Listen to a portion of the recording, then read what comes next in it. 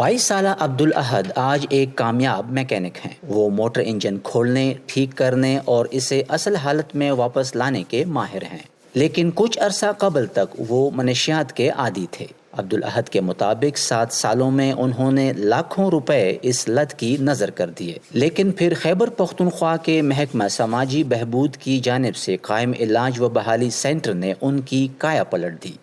پہلے تو رویہ لوگ ہم سے نفرت بھی کرتا ہے، لیکن آتا جاتا بھی نہیں کرتا ہے۔ لوگ کہتا ہے یہ نشے، یہ ڈرگس کرتا ہے، وہ کرتا ہے۔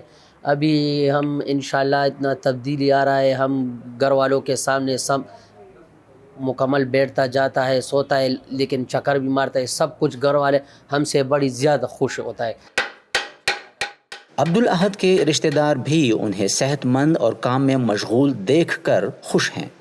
ہم بہت زیادہ خوش ہیں کہ ہمیں اپنا بیٹا واپس مل گیا ہے، اور مستقبل میں اس کے لیے ہمارا یہ ہے کہ اس کی شادی کر رہے ہیں، اور کام کے بارے میں یہ اپنا ورکشاپ آ رہا ہے، کنٹینیو آ رہا ہے۔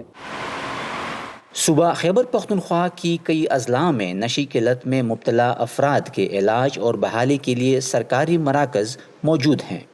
ہمارے پاس جو لوگ آئے ہوئے ہیں اس میں 90% لوگ جو ہے وہ سکسیسفلی اور ریہیبلیٹیٹ ہو جاتے ہیں اور اپنی سکسیسفل لائف وہ گزار رہے ہیں۔ ابھی اپنی محنت مزدوری کرتے ہیں، اس میں اسٹوڈنٹس بھی ہے،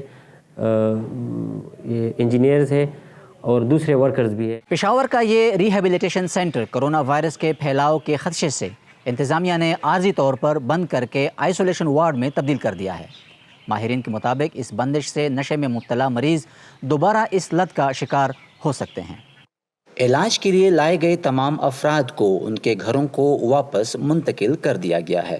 ہمارے پاس تمام مریضوں کا مکمل ڈیٹا ہے اور ہم اس کی فیملیز کے ساتھ مسلسل رابطے میں۔ جیسے ہی لاک ڈاؤن ختم ہو جائے گا تو ہم اثر نو سے ان لوگوں کی بحالی شروع کریں گے۔ بحالی سینٹر سے نامکمل علاج کے ساتھ گھر بھیجے جانے والے افراد کی ذمہ داری ایک بار پھر ان کے خاندان والوں پر پڑ گئی ہے۔ سینٹرز تو کچھ عرصے بعد شاید دوبارہ کھل جائیں، لیکن کتنے مریض علاج کے لیے واپس بھی جائیں گے، اس پر ایک سوالیہ نشان ہے۔ نظر الاسلام، وائس آف امریکہ، پشاور۔